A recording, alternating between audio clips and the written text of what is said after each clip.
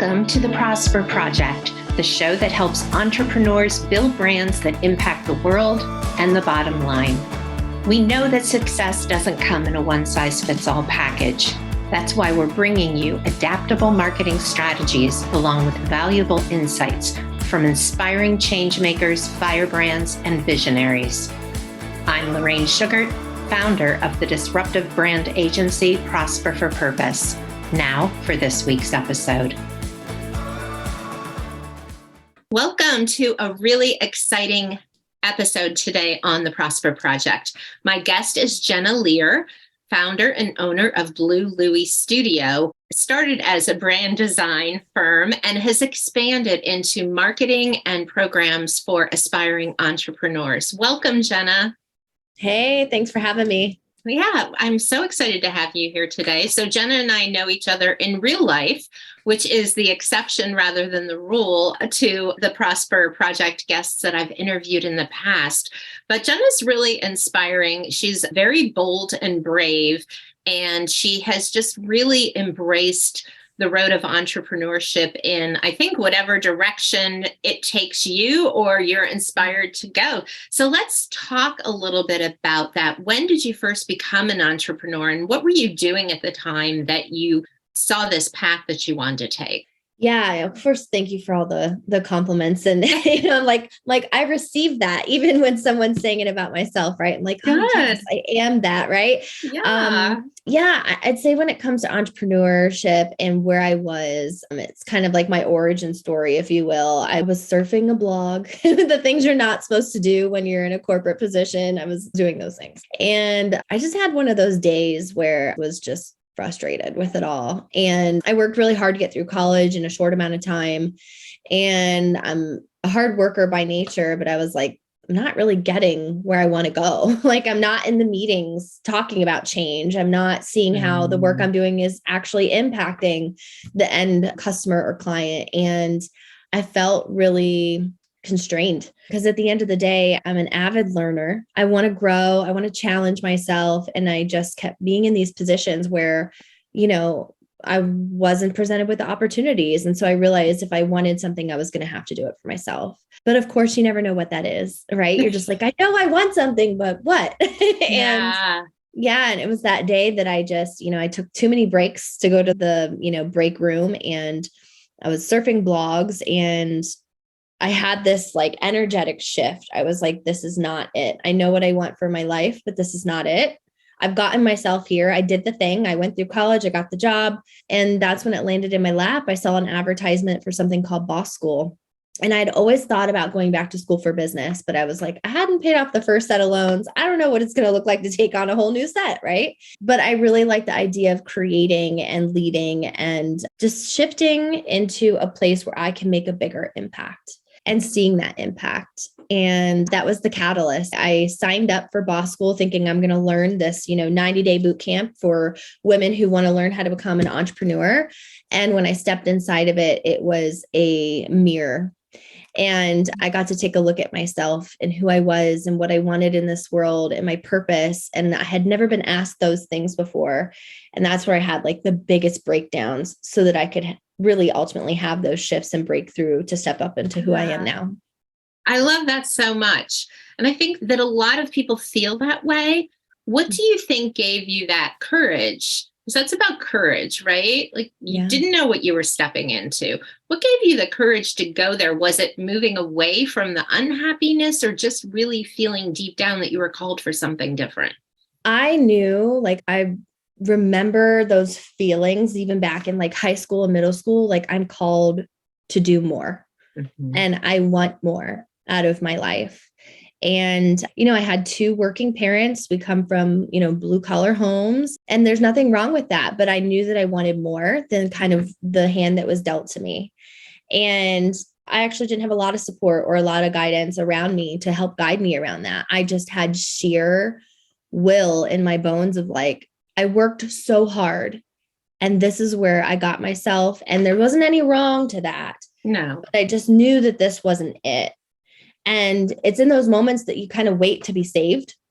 You kind of wait for someone to come along and say, do this, or, I'll help you, or I see you. And I didn't have that around me. Yeah. And so to answer your question, it was that moment of like, I'm not waiting anymore. I'm going to take big, bold, scary risks. I'm going to invest money and time and energy I don't have. And I'm going to do it because I want more for myself. And I don't accept this as is anymore. Good for you. I love that. I love that. That just gives me goosebumps. So talk about starting Blue Loui. What did that look like? How did you start your business? I guess going through the training that you went through, the boot camp, that it gave you that mirror. You looked at yourself, you decided what you wanted, and you came up with what? What was the initial vision? Yeah.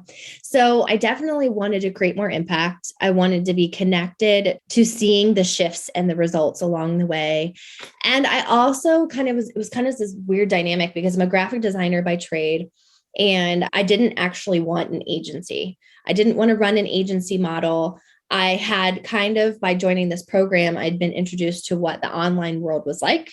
I had been introduced to how coaches run their business or different business models of coaches. And I was captivated. I was like, you can create the freedom and you can work from anywhere and you can set yourself up to prosper in different ways versus having to grow a team, having to have, an office that you go into every day, kind of these things that you are taught. And so when it comes to what Blue Loui ended up being, I knew I didn't want an agency and I knew that I wanted to make a bigger impact. And it was in that program that I actually had the veil lifted, if you will, what it's like for women to support each other. I had never really actually seen that in full capacity, other women wanting you to win. And there wasn't like a hidden agenda or any kind of double, stories happening. And it was pure and it was genuine. And that changed everything for me being in that program and seeing that, because I realized if this is what happens when women genuinely want to see other women win, this is what I want to be a part of always. And so I realized in my early days of doing mostly brand design in my business, I wanted to do it for women entrepreneurs who wanted to grow a bigger business and didn't quite realize that their brand was an integral part of that growth. And so, I started out doing brand design and really, diving in that way and getting a lot of my clients from that program as well. And that's always been the focus, is how do we help more women grow more impactful and bigger brands, and educating them that you don't have to be Nike. You don't have to be $1 million company. You have something to offer, a message to share, and there's someone out there that you can make an impact for. So how do you really leverage that to go bigger? Exactly. No, that's so important. And that's the whole point of branding, right? Is to distinguish yourself from other people in your space, because not every prospective client is right for you, but you want the ones who are right for you to be able to find you and resonate with what you stand for. So I love that. So what was, after you started Blue Loui and you were creating the visual brands for people and websites and things like that, when did you start your first program and what did that look like compared to what you're doing now? Because I think that's something that when people are starting out, they only hear, we say about the history, right? The history is written by the people that won, right? And even when we tell our own history, we tend to talk about, this is the program I run and this is what it's done. But sometimes it's really helpful for people to know what didn't work. So I don't think you're running the same program you started with. And are you willing to talk a little bit about some of the things that you tried early on and what didn't work? What were the obstacles you encountered? Yeah. Okay. You're going to have to repeat some of these questions. I'm sorry. I do that. I'm like, but this and this. It's all good. It all connects. But also I have ADHD. So I'm I've got 2 or 3 in there. So, okay. Yes. So First what I program. can, what I can say. So I'll say kind of how it shifted first. I had gotten to a point where I was kind of making a name for myself as the logo lady, I like to say. And I love a good logo. I can help you with that. But I also know that it's not your logo that helps you take your brand bigger. And it's not your logo that puts you in a position to attract ideal clients, to attract dreamy clients is what I like to call it. And so the piece for me was, okay, how do I shift what I'm known for? And how do I shift what I'm known for in a way where I want women entrepreneurs to know that I'm one of the go-to experts to really help them create and leverage an impactful brand so that they can position themselves as the expert and attract dreamy clients with ease. And it's their brand that's the missing piece to be able to do that, right? And my biggest hurdle was, if people don't understand what a brand is, then how can I tell them that I am the brand expert to help them? And so that's when I really dove headfirst into my messaging. And I had come up with some digital products along the way to, educate, have people do the work. And it was all a learning lesson. It was actually Q4 2018 when I went full-time in my business. And then I also challenged myself to stop creating things. I said, you actually have everything you need. So self to self, you have everything you need. Stop trying to create new things. And what would it look like for you to take a look at everything you've created up to this point? Because, we tend to be a creating and generating machine, right? Yes. Stop and assess what you actually have done and see what has worked, what has not worked, what really fuels the fire for you, what doesn't. And that's when, a very long story short, we'd be here for hours if I told every step, but a very long story short, that's when I created C.A.S.P, which is my signature program. And I am still running that. We're in round 6 this year, which is super exciting. But it's definitely morphed and shifted from when I first created it. I'll really never forget the moment that I was in a business training in Seattle with my business coach. And it was kind of all this work on my messaging, all this work on positioning myself differently, all this work on who do I get to be at this next level, because it's not logos. That's not how I scale. And I don't want an agency. And after that training, actually it was a break in between that training, I went up to my hotel room. I asked her if I could borrow one of the big Post-its that she was using for her workshop. I went up to my hotel room. I sat on the floor and I mapped out C.A.S.P. And it was like this download that just flooded through me. And here's the thing. It wasn't that these things don't exist in the world. It's that the point of C.A.S.P was to really bring it back down to the brand foundation and get the clarity and the deep connection to the movement and the mission that you're on as a business owner, as a purpose-driven leader, so that you can create a client attraction strategy that's aligned to you and aligned to your dreamy clients, instead of just feeling like you're throwing spaghetti at the wall to come up with whatever marketing strategy might work next. You don't know. Yeah. I love that. I love that. The birth of C.A.S.P. So tell our listeners what C.A.S.P actually stands for and what it is. Yeah. So I like to call it C.A.S.P, like Casper without the ER, because sometimes you can't quite hear it, right? So it's C.A.S.P, and it stands for Client Attraction Strategy Program. And it's for women entrepreneurs that want to play bigger in their business. And they've done the website edits. They've done the ads that have gone nowhere. They've tried the different strategies. The experts say, do this, and then everything will fall into place. And they're still not seeing the results. And what I find is that it's because they haven't gone deep enough.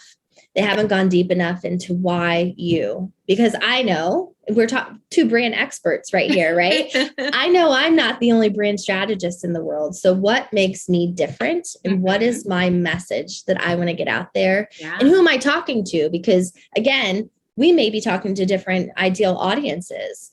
And that may be one of our differentiating factors in terms of like being the same type of expert. And so I teach women entrepreneurs how to do that so that they then can create a strategy that works for them. And what works for you and how you market your business doesn't work for me. And that's the point. You're very much on your own journey and you're leading your own movement, I like to say. And so how do you connect deeper into what that movement is, who it's for, and the impact you want to create?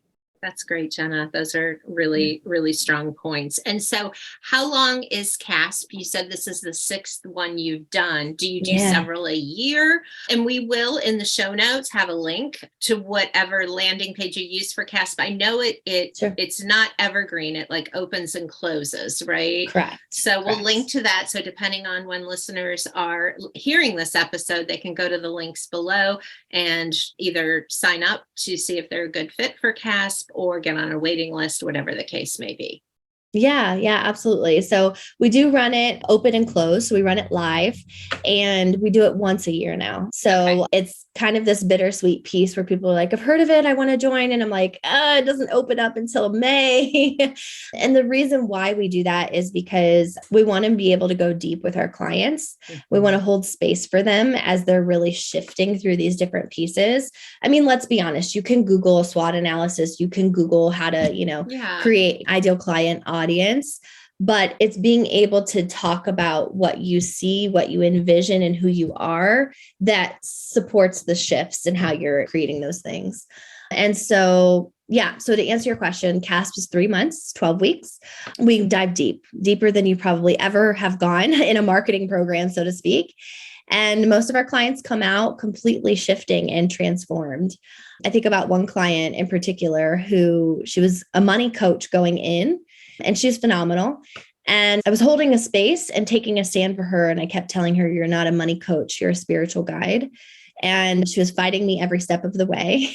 And I said, you know what, this is your business. This is your journey. You get to do what you want. But I know what I see for you and for what you've told me you want. And it's so much bigger than money.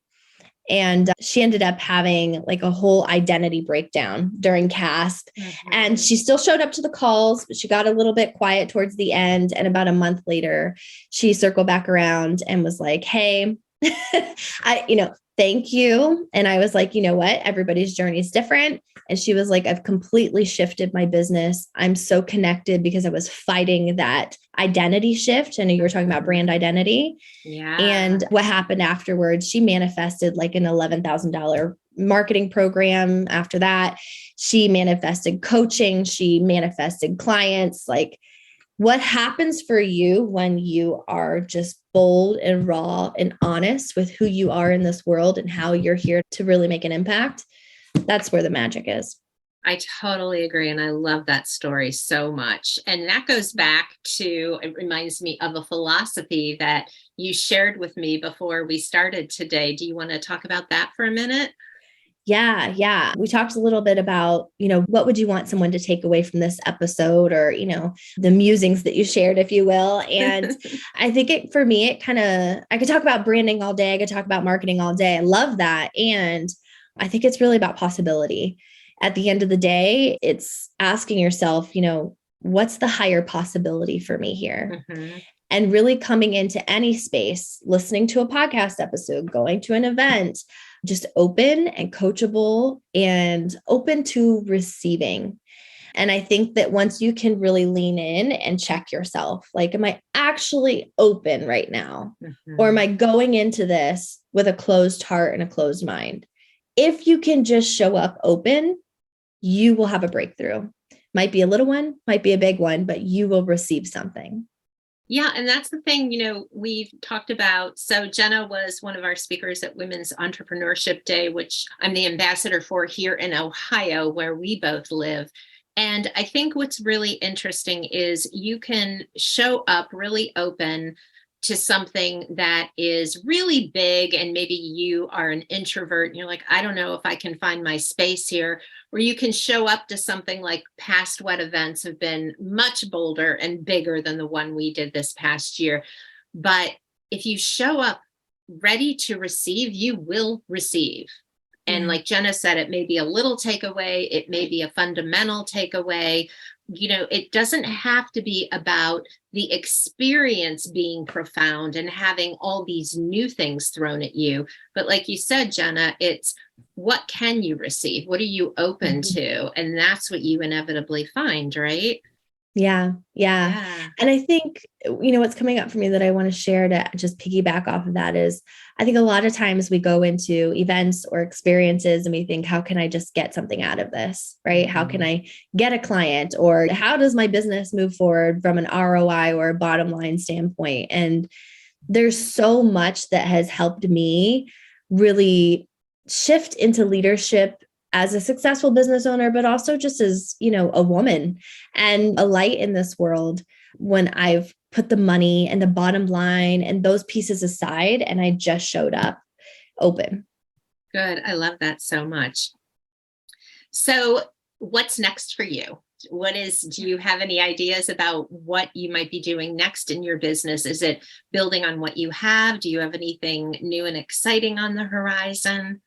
Yeah, it's a good question. Always. There's always something. Okay. Not quite ready for prime time, perhaps, but you're thinking about what's next. Yeah, absolutely. There's always something in the works. Coming up this March, we have the second in person, technically our third conference, but second Marketing Magic Conference in Cleveland. Super exciting to be hosting that again for women entrepreneurs. And that is just in front of the next round of C.A.S.P. So then C.A.S.P comes after that. And I'll say that we've worked really hard, me and team, as I've continued to grow and add team, to find the right journey for us. How do we actually want to lead clients from point A to B to C to D and onwards? And so we have a really solid customer journey that I'm excited about. So we're not actually creating a bunch of new things again. We're just leaning in deeper to what we know works and feels good for us. And also, I like to keep, things limited, if you will, because that leaves space for magic and unplanned opportunities. And you use that word a lot. That was going to be my next question, because it's marketing magic, and you have talked and referenced that a few times in our conversation today. What does that mean to you when you use the word magic? What inspired you to kind of choose that word? Yeah, this is I could give so many different ways to answer this question, right? Like me personally, Jennah, I love fantasy. I love all of those things. So I think that contributes to it. But on the other side of it, I think that when you really lean in deeper to who you are and the purpose that you are connected to, and you give yourself the permission to show up bold and raw, that's where magic starts to happen for you. Truly, it's unexplainable. We want a formula for everything. We want to be able to see and break down all the details and the points. But some of these things can't be seen. It's an intuitive connection and an energetic connection to who you are in this world and what you're creating and how you impact others. Tangibles get to be a part of it. You're a business owner, but it's the intangibles I find that often make the biggest spark for people. Great. So, Jennah Lear, what does it mean for you to prosper? Yeah, this is such a personal question, right? For me, I'm in it for time and money freedom at base.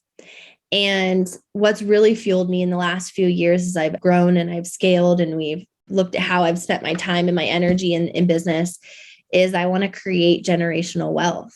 Good for you. And I think a big piece of what does it mean to actually be wealthy? And we all get to define that for ourselves. For me, again, comes back to creating that money and time freedom. That's wonderful. I love that. That's really good.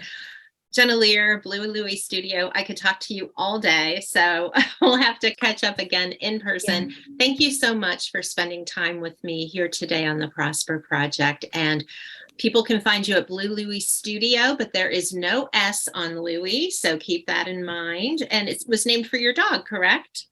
After my cat. So Blue, your cat. Yeah. Lou's a cat. I don't know why I thought it was a dog. That's cute. Nope. Blue is my black cat. My middle name is Louise. And so there's no E on Loui either. But her and I, partners in crime. So Blue Loui Studio. I love it. Thanks so much for sharing your story with us here today. Thanks for having me.